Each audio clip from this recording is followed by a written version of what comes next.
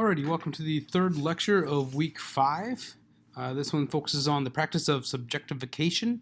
As we get into it, I'd like us to actually start off with a discussion item. I'd like you to talk about the work that you've done or continue to do as a sports fan. So think about your favorite teams and all of the things that you might consider to be work. So all the effort that you put in, the time you invest, the money you invest, all that could be considered work.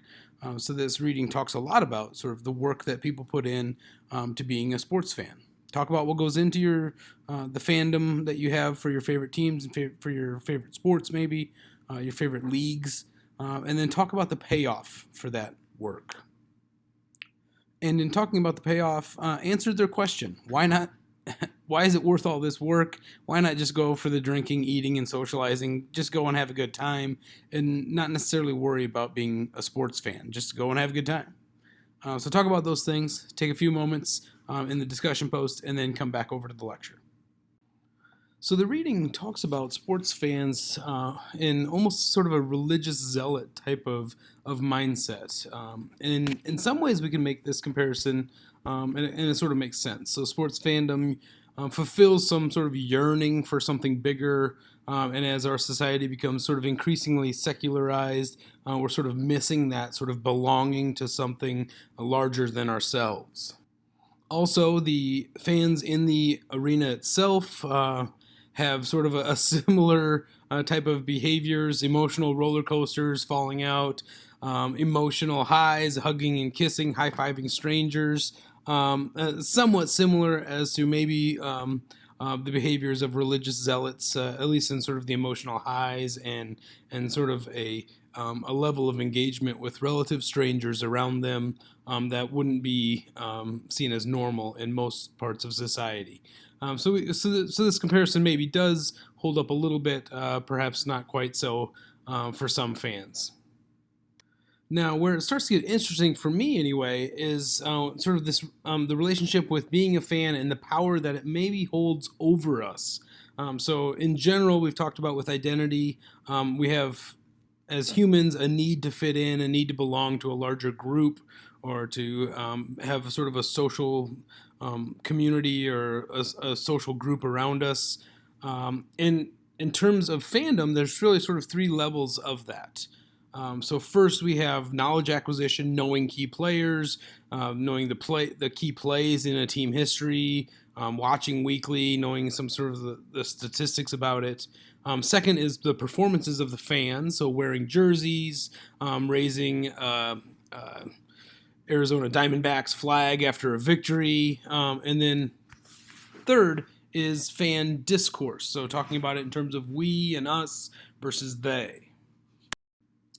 And all 3 of these have sort of a performative requirement of the fan. So they have to be able to talk about the key players and the key plays in team history or the key moments in team history. They have to be able to talk about the most recent game if they're going to be seen as a fan. They have to wear jerseys. They have to fly flags or have bumper stickers or have a mouse pad on their keyboard or on their desk. They have to sort of do all of the performances, and they have to be able to talk sort of a certain way about the team. So all of these are kind of requirements of the fan. And if you don't live up to these requirements, any of the 3, you sort of get challenged as your fan, or your fandom gets challenged, your identity gets challenged. So in many ways, we internalize these sort of rules, and we just sort of perform them without really even thinking about them. We know when we're breaking a rule. And this brings me to one of sort of my all-time favorite concepts, is that of the Panopticon. And this is really about surveillance society, more so than just sports fandom. Originally, the Panopticon was developed by Jeremy Bentham as a prison. So the image on the screen is a circular prison with a single guard tower with a veiled guard in the center. So the prisoners know that there's a guard in the tower, but they don't necessarily know when the guard is looking at them or looking at any of the other prisoners. The prisoners are in isolation, but they're all within view of that single guard tower. So the idea is that you never know when you're being watched, but you must assume that you're being watched all the time. So what happens in this type of scenario? the prisoners take part or participate in sort of internalize the rules of the prison. So they start following the rules because they assume they're being watched all of the time. And there are actual prisons that are built off of this sort of theorization that prisoners will internalize the rules of the prison and act accordingly. And if it's a veiled tower, there might not even actually be a guard in the tower watching them, but the rules and the regulations become so internalized on how they have to behave that they'll do it themselves. They will police themselves if they assume that they're being watched all the time. Now, you can make the bigger jump to society and how many cameras there are in society and how much people are recorded and documented, all of their performances, their behaviors. So to some extent, and this has been made in scholarship a lot, we are very much a surveillance society. So we have to act as if we're being recorded or watched all of the time. And the result of that is internalization of the rules. Now, this is a monster concept and has a lot of sort of tentacles to it. We're not going to get into all of them, but just in general, it's about surveillance as a means of controlling people because they internalize the rules.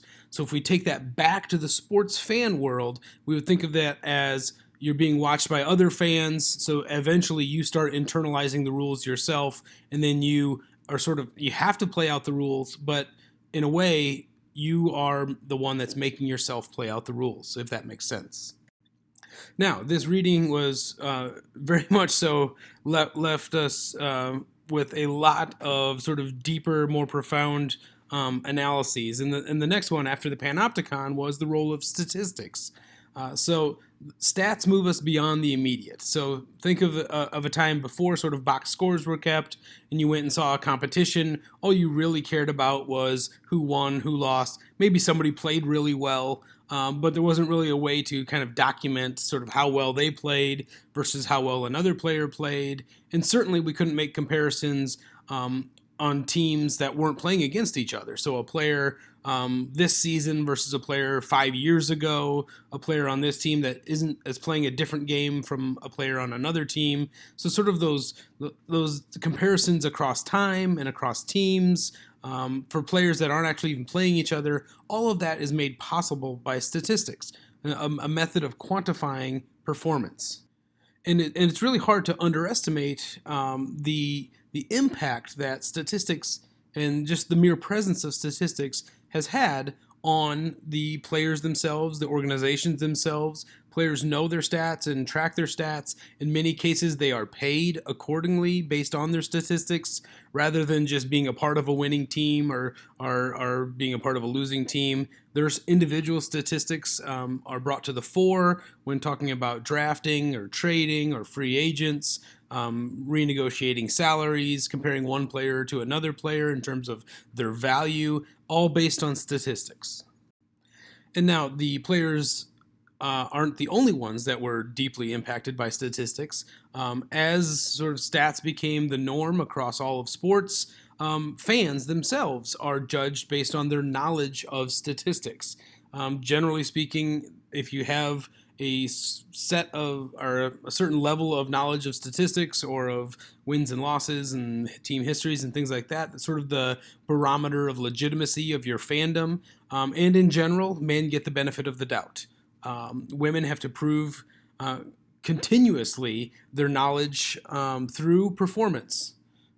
So they are basically quizzed on their level of knowledge of sports statistics, sports leagues, the athletes themselves, both as fans and then also in the world of sports journalism.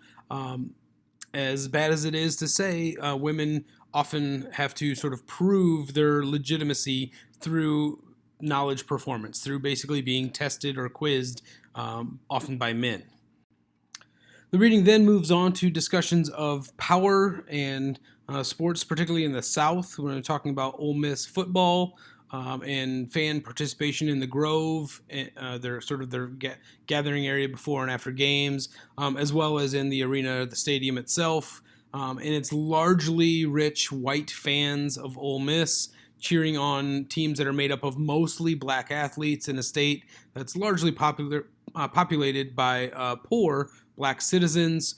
And the reading discusses this as sort of a system of sort of entrenching or reaffirming power structures or power differences. And then lastly, we get into discourse about fandom. And again, this is very much performative, where we start talking about we, our, us. We start using language like I'm a diehard, born and bred fan, a lifelong fan. And the reading talks about this as a confessional structure, where we talk about ourselves a lot. In everyday life, we talk about ourselves a lot, sort of the minutia of everyday life. And it didn't actually used to be this way. We didn't constantly reveal truths about ourselves to others. Generally speaking, we didn't really talk about ourselves, we being society, generations ago, never really talked about ourselves in that way. And then lastly, they talk about loyal subjects being loyal to sports. And this loyalty still involves division among and categorization among fans themselves based on class, gender, race, other demographic variables. And the reading really goes into sort of, this is all kind of maintenance of the ruling class, if you want to think of it that way, as sort of wealthy white male. And anything other than those three things, wealthy white male, is sort of other.